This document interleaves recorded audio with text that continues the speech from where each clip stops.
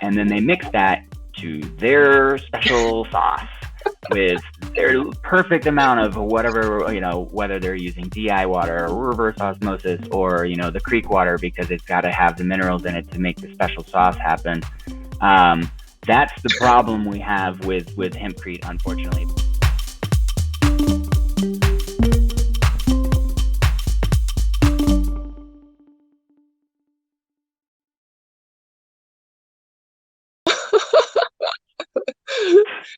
Anyways, welcome. Thank you very much for joining me. We'll wait a little bit for people to get on.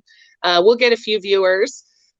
You'll see comment section, by the way, on your screen. If you're on your computer, you'll be able to see anybody logging in and shout out and answer any questions. So anybody that is on or joins us, please say hello. Other than that, Darwin, I'd love for you to introduce yourself. I'm excited to share your wealth of knowledge and resource and make connections. So tell me a little bit about yourself.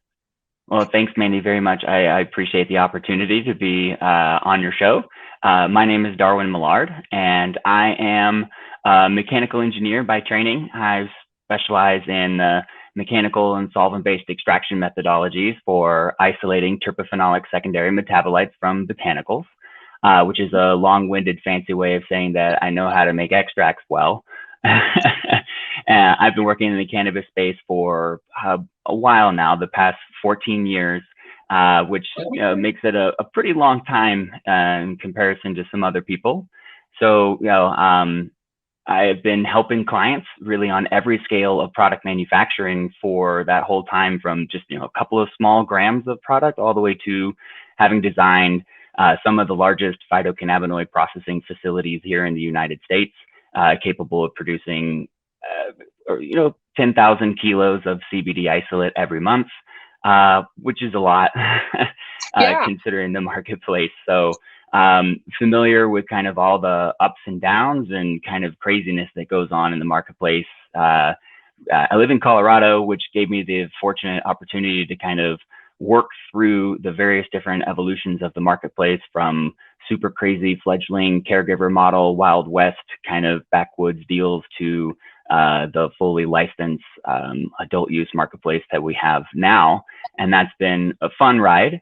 But recently, my passion has been in standards development and helping create a more solid foundation for which to really grow our industry, so that people thinking about jumping in like I did, because as an engineer, mechanical specifically out of college, it was build slurry pumps for the fracking industry, or dive headfirst into cannabis.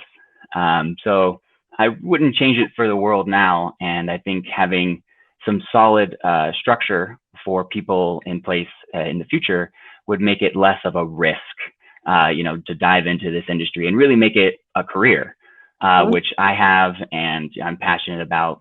I live and breathe this plant every day. I believe in it 100%, and I'm here to help educate and hopefully influence the marketplace going forward to, I guess, really to make things easier, and help make things a little more common sense in the marketplace, so that we can ease concerns and make it so that fears and this reefer madness we've been kind of dealing with for the last 70 years or so can finally go away. Right. You said a lot of things I want to touch on. First, we talked about, some of the facilities that you've built and some of your background and experience. First, 14 years in the industry is a long time, considering it's really only been around for, or legally available, right, for a short period of time. Well, it depends, of course, what marketplace you're talking about. California has been around since '96. They've been pioneers in that respect. And then, of course, Canada in early 2000s. And don't forget about Israel. But yeah, right. I mean, kind of general access for everybody, this being more of a topic around the table, dinner table, so to speak, it's relatively still very new for people, arguably maybe 2014-ish. Right. That's what I mean is, when you talk to people and they'll say, well, I've been in it for 5 years. I'm like, oh, you've been in it for a long time. No. Darwin, you've had a lot of experience. And like you said, the transition from the black market to the legal market, or the pioneer days, right? To where now it really is more mainstream. Yes.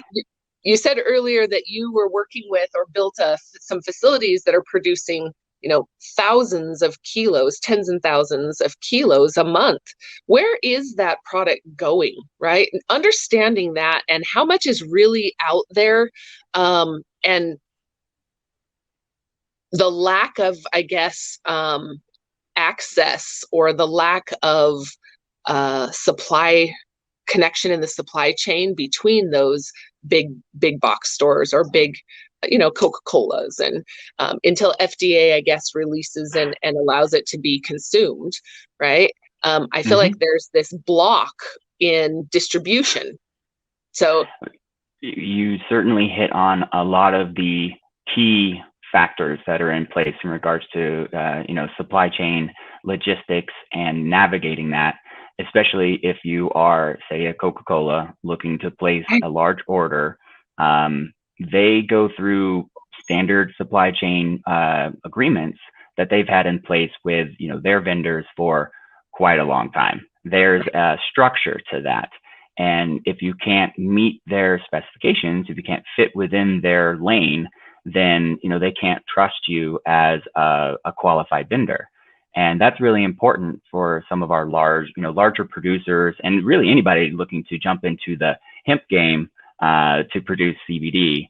It's like, really, do you have the financial capital required, or the pocketbook, almost infinite in some cases, to really fuel this endeavor? Now, what I mentioned at one point, clarification, I said I've designed facilities capable of producing that much material. So the clear difference there is, again, what I touched on is financial capability. And several projects I've been in some of these very large, are very capital intensive. You were talking tens of thousands of square feet of facility that's holding all of this processing equipment, tens of thousands of square feet to hold raw material, then how to move that material around that facility, as well as personnel and waste, and understanding those streams and how to keep them from cross-contamination, other things like that. There's a lot of logistics and planning that goes into this, and people want to jump into this space now. And when you really want to build a large facility like that, you should be thinking 24 months. And that's aggressive timeline if you are ready now with a business plan, and you can move that material. Because half the other issue you've touched on is how much is really in the marketplace. Can you really move this material? And that's actually a question that me and my strategic partners and colleagues within industry have been trying to answer for ever since CBD has become a commodity. It wasn't too long ago, like maybe 48 months at the most, when CBD sold for $100,000 a kilo. Now you're lucky to get maybe $600 a kilo. That's a huge, big swing in the wrong direction for people who would be jumping into this space and spending tens of millions of dollars on infrastructure to build extraction facilities. So I think those people looking to jump in now are a little bit more tentative, a little more gun shy about spending that much capital, when there are some big players in the market right now who are producing material and have started to really clean up their act when it comes to the quality management systems they're putting in place, becoming federally compliant with all the standard food manufacturing regulations that are in place, and really kind of pushing, not really pushing the bar when it comes to other bulk ingredients that are sold into the food space already, but pushing the bar when it comes to this marketplace. I still think we have a long way to go, unfortunately, and that has, I think, to do just because of how easy it is to get into the marketplace, just because of the way we decided to regulate it. But that's, I think, a different discussion. What do you mean? Well, just basically for people who want to touch marijuana, for instance, since we're all talking about a cannabis plant, you have to usually licenses are rather expensive, you know, $50,000 to $100,000. You have to renew those annually. You've got lots of taxes and all of these other things like that. And in perspective, getting involved in the hemp space is considerably, if not exponentially, cheaper to do. And you have less background checks or none in certain situations or different marketplaces. So if you are someone who couldn't get into touching THC because of whatever reason, now you can touch CBD and take advantage of the same game, so to speak, without as much regulatory burden. And I think that has really, it's led to some interesting characters in the marketplace, at least here in the United States, anyway. And why? What do you see as a big difference internationally from one state or from the United States, say, to Israel? Right. I speak about this all the time because of they're strictly regulated. However, they've had this access to study it the whole time. We haven't.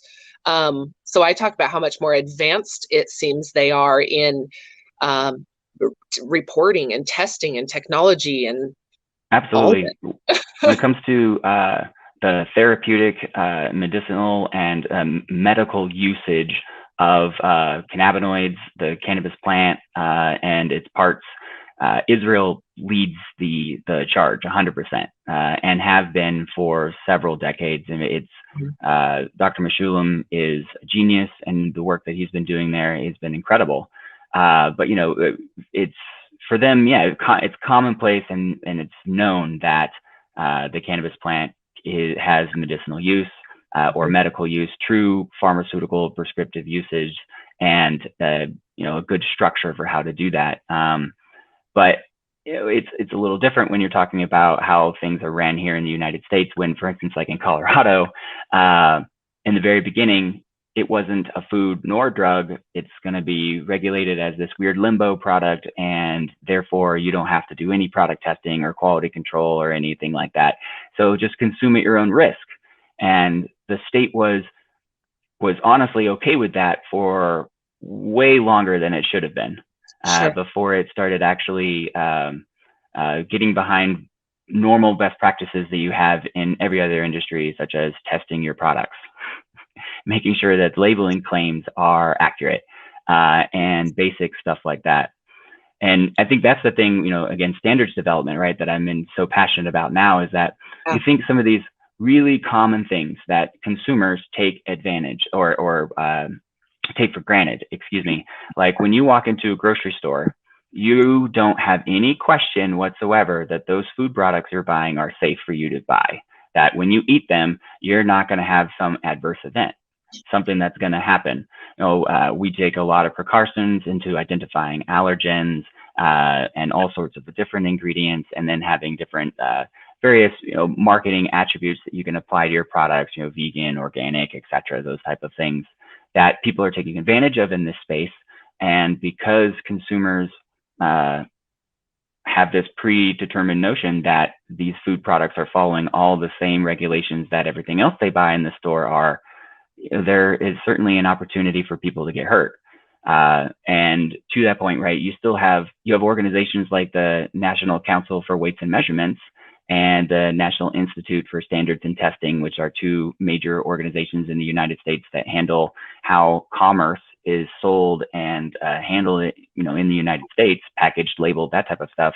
Wow. They're in the process of developing how to handle these products, how to handle cannabis raw materials, whether it's marijuana or hemp.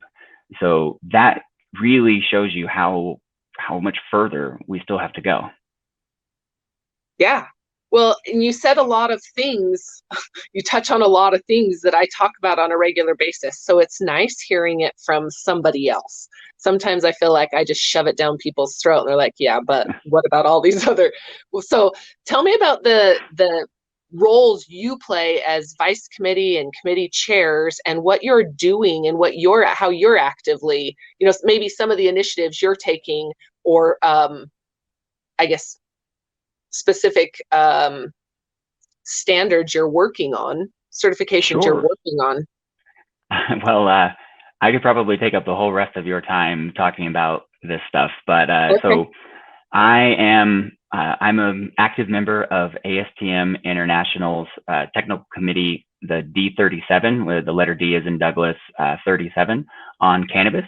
And we are a international committee made up of over 900 members at this point from 28 different countries, all working towards creating standards for the cannabis plant, its parts, products, and associated processes that can ensure and assure product quality, as well as environmental health and safety, environmental and public health and safety.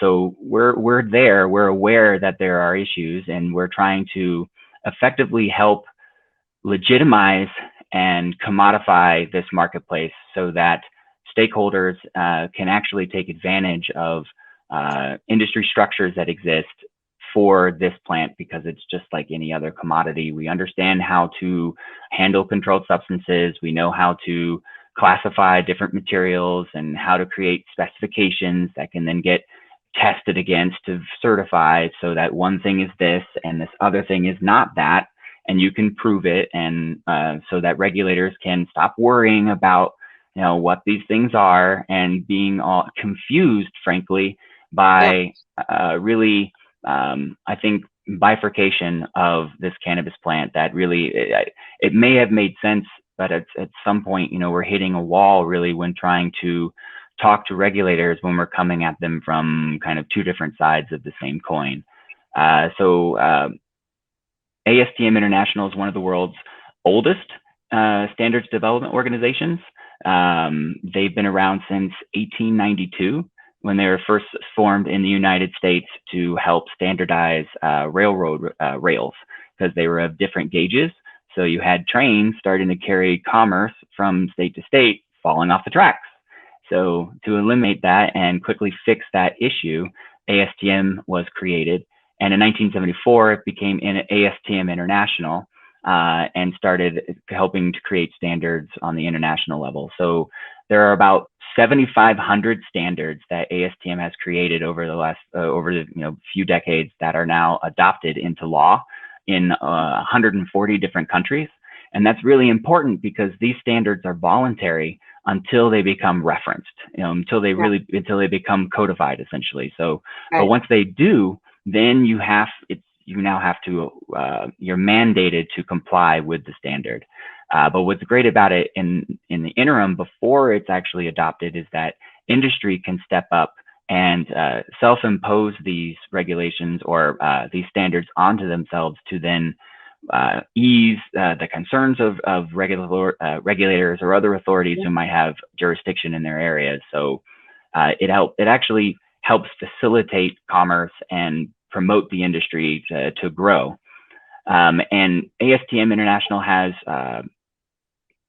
intimate ties, really amazing relationships with other standard councils and government agencies from around the world, which helps, of course, the adoption of the standards that are published. So really the D37 has an unprecedented opportunity to invite stakeholders from all over the globe and regulators to work together and actually creating standards that can then get directly adopted and imported into policy. So, and actually affect policy change. So that's really why I'm here and serving as I am as such an active member in the standards development game, because I get it. I recognize that right now, before, for instance, here in the US, the FDA figures out that they need to pull their head out of their keister and start actually giving us some guidelines.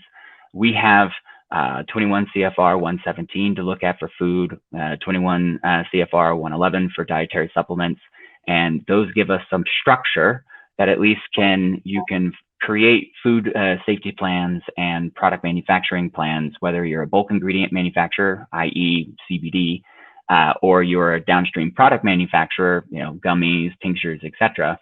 These are the rules that you need to follow right now if you want to survive the consolidation period, when people will get shut down because you aren't complying, and it costs you a lot of money to start complying, and so you're going to shut down instead because you don't have millions or tens of thousands or hundreds of thousands of dollars to do the changes that you need.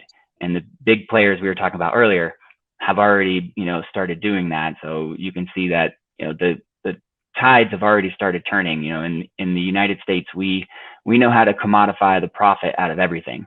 We can automate until there's basically, no way to really make money out of something. So again, participating in the standards development means that I actively have a role in that, the change I want to see in the world, quoting Gandhi, but in true form, I guess you actually can do that. So I am the vice chair of D3704, which creates standards for processing and handling of cannabis, the cannabis plant and the raw materials from it, and various products that are produced from those raw materials, as well as the co-chair for D3707 on industrial hemp.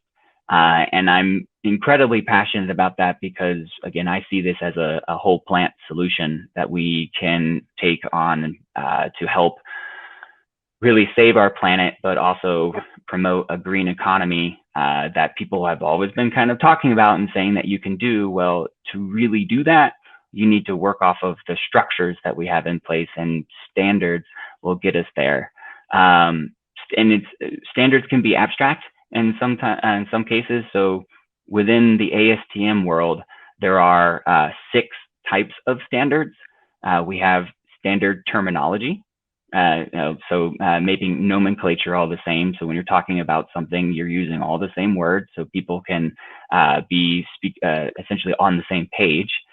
Then, of course, we have classifications. So is it a type A or a type B thing? Then we have specifications, so that what type A is, or what the things are that make type A different from type B. And then we've got test methods, so that you can then certify that the thing claimed to be type A is indeed type A because it meets the specifications. Yay! And then the other, we have guides and we have practices, where a practice is like a test method, where it's a specific set of instructions with an intended outcome. But a test method is almost even a little more specific, where it's going towards a specific type of analytical system or method to create a specific analytical result. A practice is more like, if you implement X, Y, Z, A, B, C is a result, and that's what you want to have happen. So, for instance, like a practice for implementing information security, which we just published, or it was going through ballot. Hopefully, it will become published. Sure. Gives you the means of setting up an effective information security platform or program at your facility, whatever size organization, whatever small, and whatever products you consider are worth protecting or securing in that way. It helps you figure out how to do that. Whereas a guide is a little more loose, and it gives you more of, again, because of the way it's guidance in an area, without necessarily a prescriptive set of steps or an outcome that's supposed to occur. More of just providing you with, again, guidance in how to do something. So those are the 6 standard types that exist in ASTM. And in the D37, I mentioned 2 subcommittees. We have 9 active subcommittees working to basically establish standards for everything from cultivation to personnel credentialing, all the way to even personal devices and grow appliances for at home. So we're covering a significant gamut of material. And I also, I apologize, I recently took on a role within NCIA, the National Cannabis Industries Association, as well, since they've been kind of driving policy so well for at least the THC citing aspects of the touching aspects of the industry for quite a while now, to kind of harmonize the standards development side through ASTM with the policy development side of NCIA to help push the industry forward. Awesome. So I think that you touched on every reason I want you involved, and I want to be involved in what you're doing, because there's no sense in reinventing the wheel or having different associations or organizations doing different things. But to have somebody like you that's able to be a resource, or when we have a committee that's trying to come up with standards, us being able to say, hey, instead of reinventing it, let's work with this group that's already doing it, right? And so Yeah, I man. think it's extremely valuable. And the level of information, I mean, we don't know what we don't know, right? And I can't believe how many people from one block to the next have completely different practices and think that theirs is the best and theirs is the only way, right? And so I love that there's actually a place to come. How do people get involved with either of the associations or organizations that you sit as chairs? Yeah, so I mean, ASTM International is open to the public, so anyone can join. You get classified based on your, I guess, whether or not you touch the materials or not. So there's different types of voters, but every vote is the same. Whereas like in ISO, each country gets a vote, and that's it. A single delegate gets elected to kind of make the decision for that country or that marketplace. Mm-hmm. In ASTM, anyone, even a random individual with just a general interest in the topic, could join and actually even comment on the standards development. You don't even need to necessarily be a member to solicit comments during the development period, but to vote and have a stake in passing something you may be passionate about, then it's obviously good to become a member. But you don't have to actually influence this change, but you do need to become involved. You mentioned some of the standards that I'm personally working on. There's a lot, but personally working on classifications for the usage classifications for the cannabis plant and its parts, which is really important in order to delineate why you actually would grow the cannabis plant, because that would dictate what type of cultivation standards you should be implementing while growing it. Because growing it for instance, if I'm growing a high CBD variety of cannabis that can happen to be also classified as hemp, and I'm growing it to produce flowers for hemp cigarette manufacture, what type of cultivation standards do I need to implement? If I'm growing it specifically for smoking, I'm creating a product that's for inhalation. So perhaps I might not want to spray a whole bunch of nasty pesticides all over that particular crop that I could spray on them or use on them if I was growing for seed or fiber, for instance. And so that helps, really articulate some of those standards and best practices that we can create by understanding your usage of it. So a usage classification, as well as classifications for the extracts that are produced from the cannabis plant. That's important. There are so many that are out there that people are kind of certainly confused, whether with all these various different new terms that are coming out, and really they all kind of mean the same thing, whether it's shatter or if, I guess that's a bad one because it's not really the hot thing out there, but live rosins and live resins, and whether you've got terp sauce or you've got diamonds and all of that other type of stuff. And being able to help people make those different things and understand them, you kind of have to classify them. A labeling specification for adult use and medicinal use cannabis products. It's very important that we have that delineation more defined, and a FISMA guide for product manufacturers, so that, as we were talking about earlier, if you're making bulk CBD or a CBD infused gummy, you have a guide now to clearly helps you implement the protocols under FISMA, and specifically 21 CFR 117 for food manufacturing. What's FISMA? Can you help? So FISMA is an acronym, right? Of course, this world's full of them, but it stands for the Food Safety Modernization Act, and that was passed in 2016, which is effectively the overhaul of the Food and Drug Administration's regulations on our food system here in the United States, where we upgraded it a little bit and made it more in line with the global food safety initiative, which effectively means you got to have a little bit more understanding of what your contaminants are and your process, and show that you can control those. And so FISMA is really important for all food manufacturers, because the states have been given some time to figure out how to implement this, and it's now federally mandated. So you have to have it implemented. So your states will start be imposing all of these things, the FISMA regulations on hemp manufacturers, since that is federally legal. You have to understand that those are the guidelines or the regulations in this case that you have to work under. And then that's kind of in the processing and handling world.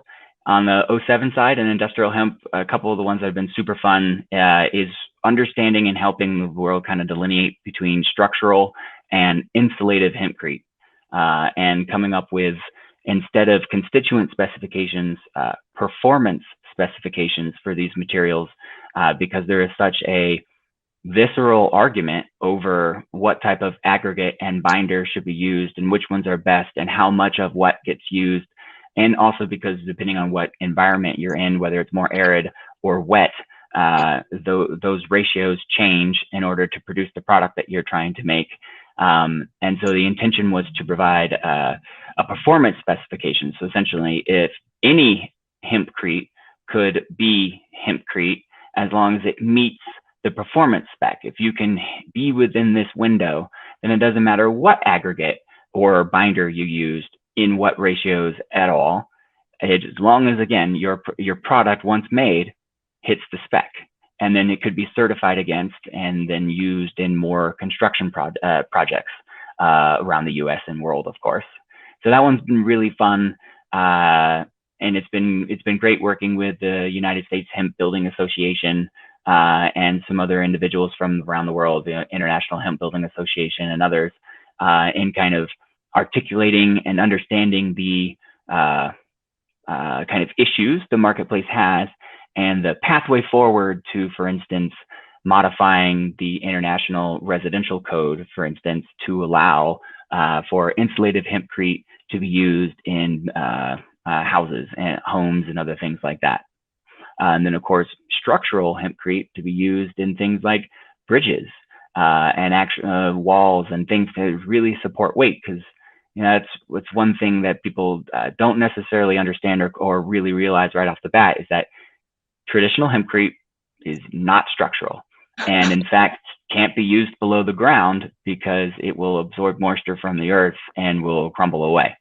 So there are, but you're not told that. You're told it's a green construction material. Go save the world by building with hemp.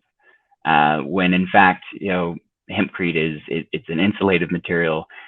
Usually wooden fixed frame structures, right, are actually supporting the structure or whatever it is, and then either preformed blocks or spray into place form cast material is then used to fill that and be used as insulation. So helping the market understand that and then go into creating standards for both types of hempcrete materials has been fun.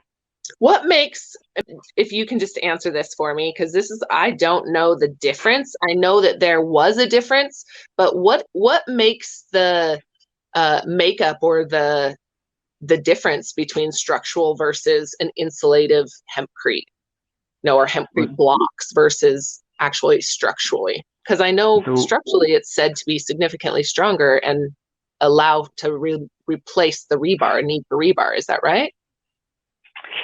That's to be determined for sure. Okay. So yeah, so traditionally hempcrete is it's shivs at a specific specification of that manufacturer, and lime at that manufacturer's specific spec, the way they like their lime, and then they mix that to their special sauce with their perfect amount of whatever, whether they're using DI water or reverse osmosis or, the creek water, because it's got to have the minerals in it to make the special sauce happen.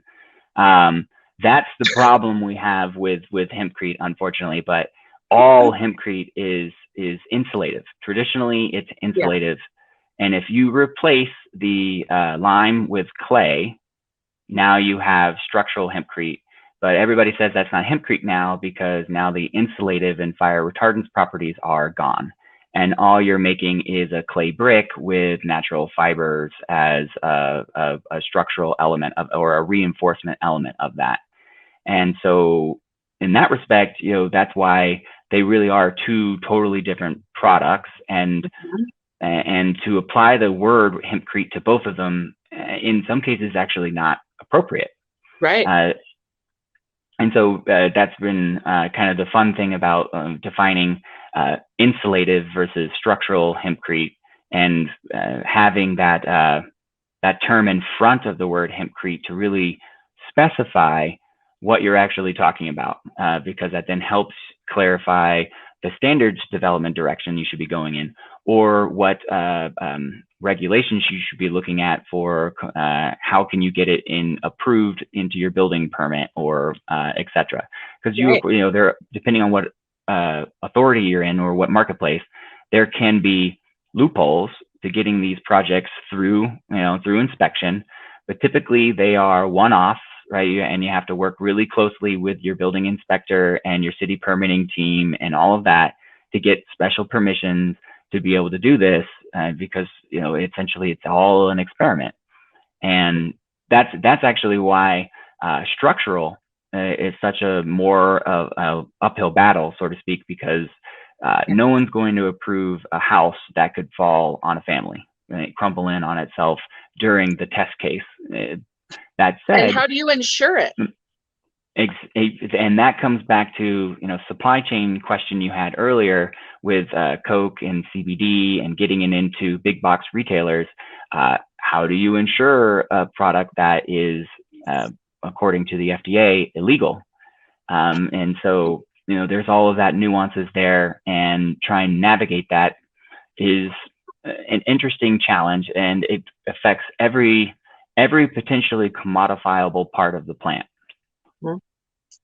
And the plant is in every facet of our lives, from technology to health and wellness to construction, textiles. You said a lot about educating, or mentioned a couple of times having to educate the difference between structural versus the standard insulative hempcrete.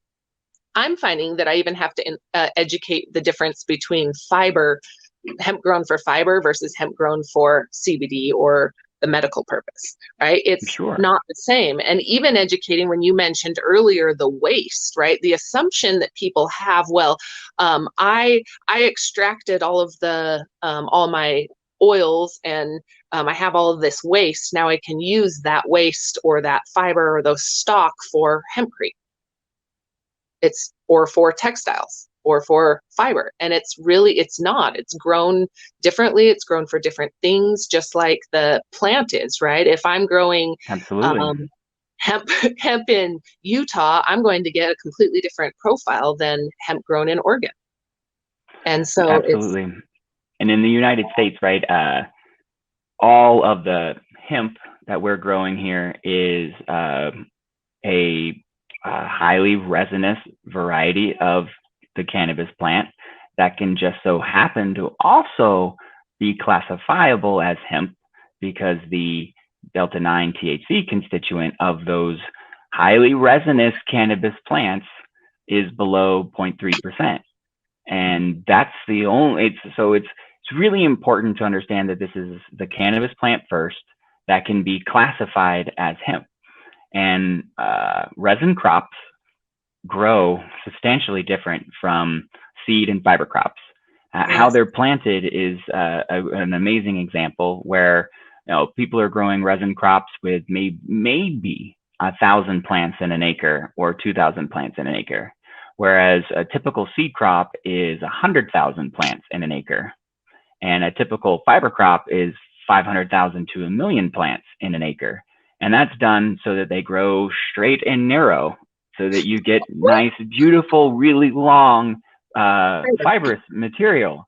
And the genetics have been, or the varieties which exist on the approved cultivars list within Europe and Canada, and other countries that have established these, over decades have been bred and genetically engineered, manipulated over time, the good way, so to speak, right, versus the bad way, but still, to grow in a way that produces that thing that it's the commodity that they're being grown for. And it is certainly true that the cannabis plant can be grown for all sorts of different reasons. However, commercially viable varieties that can be pedigreed or certified or are on lists that are approved, there are only two purposes for which commercially viable crops have been engineered so far, and that's for seed and fiber. And as you quickly pointed out, there are other things you can combine certain opportunities for, but growing a crop for resin and seed doesn't biologically work, because as soon as the crop switches to seed, it converts all of those amazing resins into energy to grow your seed. So what do you want? Seed or resin? And it's not like a question of, well, I'm growing 10,000 acres, and so the 3% cannabinoid content works for me because I also grow seed, and then I have a little bit of fiber there that I'm rendering or doing into something that I can also get. You're using all the purposes of the crop. But I'm a 10 to 20 years type of now person, when I will quickly commodify these crops into specific purposes. There'll be different varieties, different cultivars. You'll get a seed or a tissue culture, and that's going to grow a massive resin crop that is always below 0.3% THC or whatever the new number is, depending on time and things like that. And that's what it'll be. But for now, if you go into any other country other than the United States, hemp is seed and fiber. There are no resin crops because they aren't certified, and you can't import them, and you can't grow them because they're not on our certified list. And that's because the United States hasn't gone through the appropriate. We haven't bred enough crops to go through the seed certification cycles yet, and really have stable, what you could call a seed type that's stable, and be able to get a good crop that's not going to go hot if, say, Canadian farmers imported it into Canada, and certainly wouldn't go hot if you imported it into Europe, which has the 0.2 instead of 0.3% to have to worry about. So, and you think, oh, it's only 0.1% difference, but that's significant when your breeding operations, right, have been essentially fighting to get below 0.3, and now you have to go another 5 years or whatever it is, right, to get below 0.2 in some type of reproducible manner. So it absolutely is a different plant, and knowing what you can do with those raw materials afterwards is really important. No one's done any studies, for instance, to know if the shivs that you can produce from leftover stock material from resin crops can be adequately or equivalently used to make hempcrete the way that you can get it from the traditional dual purpose and fiber type crops that have been used for the last 40 to 60 years. But that's not to say that they couldn't work. You can certainly use it for making paper. That's absolutely true. But you have to have ways of ensuring, that THC is not there. And, in this marketplace, it's kind of taboo to talk about the fact that there's THC in this crop. And as soon as you process the plant material in any way, guess what happens? That THC goes above 0.3 right off the bat, immediately. As soon as you separate the flower from the stalk, you're above 0.3. As soon as you extract the flowers, above 0.3. It really depends on who sampled it. If they sampled the whole crop and stock was included, you separate the flowers from the stalk, you're above 0.3. And way it's being written into laws are something that we struggle with. And this is where I become more and more passionate about the standards. And I said this just last week when I was speaking with our state and our representatives over at the Ag Department. It's the standards. We implement the regulations to avoid the risk. If we are practicing to avoid the risk on our end as processors or people in the industry or working in the industry at all, right, then we don't need all these heavy regulations, because we're self-regulating within. And this is where it becomes more and more important that every association or organization be connected, or every business be connected into a tool like yours, either of the organizations, or being able to, and really this is where I feel really blessed to be able to work or even have you as a as a resource.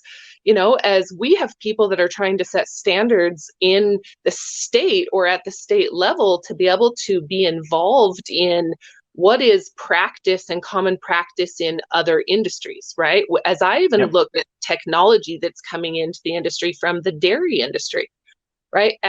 Or when we talk about nomenclature, I was mind blown. I went to a huge event, one of the best events I've ever been to, and I sat in a nomenclature, and I'm not an engineer and I'm not as educated as you are, but I was in pharmacy school for a little while and I was in nursing school for a little while. And so I understand that you can't define a product and include in the definition the process to get to that end product.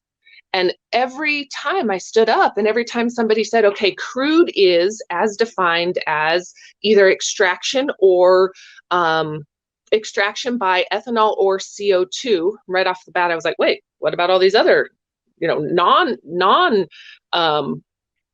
solution or non-chemical or water extraction or any of these others? And then it said, and then the outcome has to be above a certain percent. And I was like, wait, but what about product in equals product out, right? Or what if I'm washing it multiple times and I lose some of that? And so the basic ability to link up with other organizations that have already created these standards and being able to say, what about cannabis matches those practices?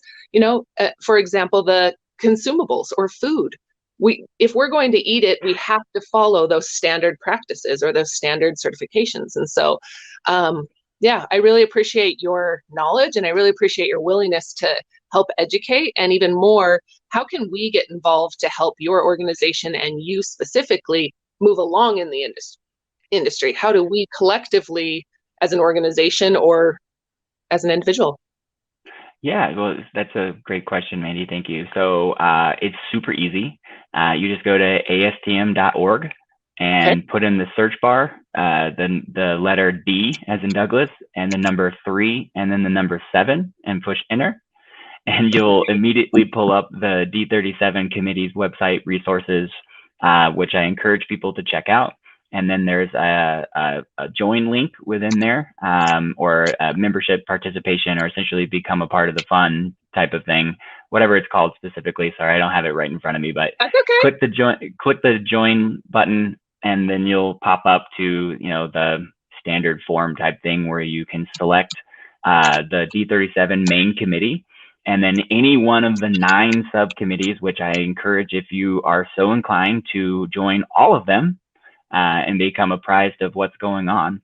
There's no reason why you can't, and become a member as an individual. It's $75 a year to participate. And what that does is it helps afford the infrastructural elements that ASTM uses to help us do our online WebEx meetings, or when we do have the opportunity to meet in person, we have 2 annual meetings, and those are normally around the world in various different stakeholder locations where people get a chance to meet, but also WebEx resources, interlaboratory study programs, initiatives with universities and other things like that. So that $75 for an individual goes a long way in regards to helping ASTM, which is completely aside from the standards development process. Us as members actually drive all of that, gives them the resources to help us become better members. And so I encourage people to join the link, become a part of any one of the subcommittees they would like.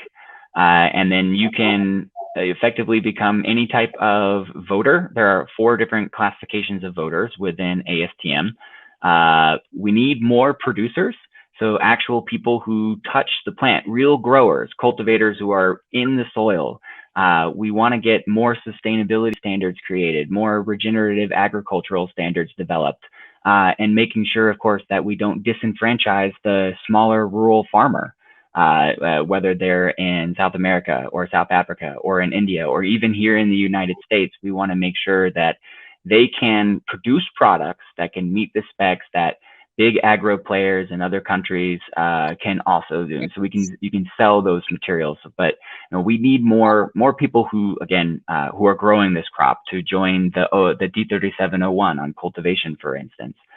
More people who really are passionate and make these products to join the 04, so we can get better processing and handling standards produced. And I highly encourage more producers and stakeholders to join the 07. We need people who are passionate about pushing these various different aspects of the product of this plant forward. Getting people who are passionate about textiles and construction materials. Those are actually two more of the more established groups within ASTM. There are other technical committees that handle textiles and construction materials, such as cement and concrete and other composites. So we have a lot of internal resources and excitement from some of these older technical committees that, for instance, for textiles have been around for over 100 years in some cases, to really drive up new enthusiasm from these established other technical committees to help the D37 not only produce better standards, but get there faster, because as you stated very correctly early on, right, there's no need to reinvent the wheel. That's actually a mantra we throw around the D37 a lot. There are a lot of resources, whether it's from other self-regulatory regulating organizations that are out there, or standards development organizations that we can rely on. But ASTM, or at least the D37, has been actively engaging in other trade associations and standards development organizations to do this work together. I mentioned earlier NIST, as well as the NCMW, National Council of Weights and Measurements, whatever the acronym is. But we're also working with organizations like the USP, National Hemp Association, the Hemp Industries Association, the Canadian Hemp Trade Alliance, the European Industrial Hemp Association, the Indian Industrial Hemp Association, working with groups like ATACH, the American Trade Association for Cannabis and Hemp, NCIA, like I mentioned before, National Cannabis Industries Association, FOCUS is a foundation on cannabis unified standards. We're also working with APA, American Herbal Products Association, Americans for Safe Access.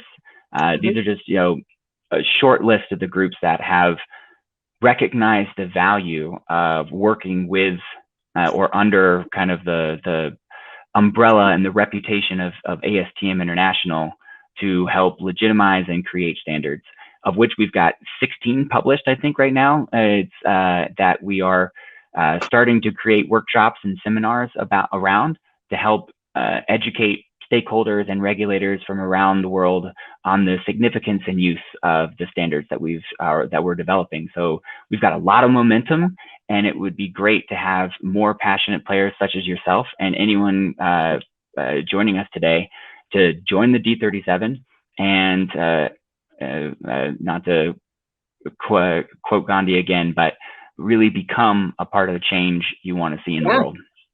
Yeah, well, and realistically, that's what I'm after, and that's what I'm about, right? Is ironically enough, somebody mentioned to me, Mandy, in our group, we really need help with ASTM standards and connection to create some, I guess, standards around what is expected specifically in the textiles. And in our group as well, textiles and construction has the most traction.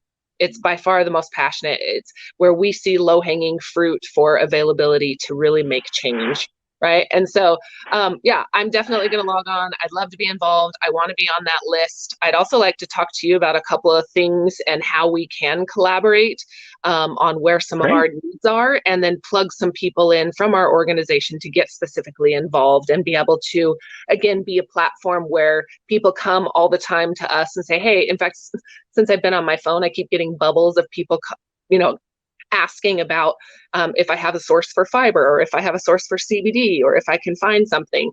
And so I'd really like to be able to continue that and then drive business where necessary, or the appropriate people to you around standards based on who they are and what they're doing.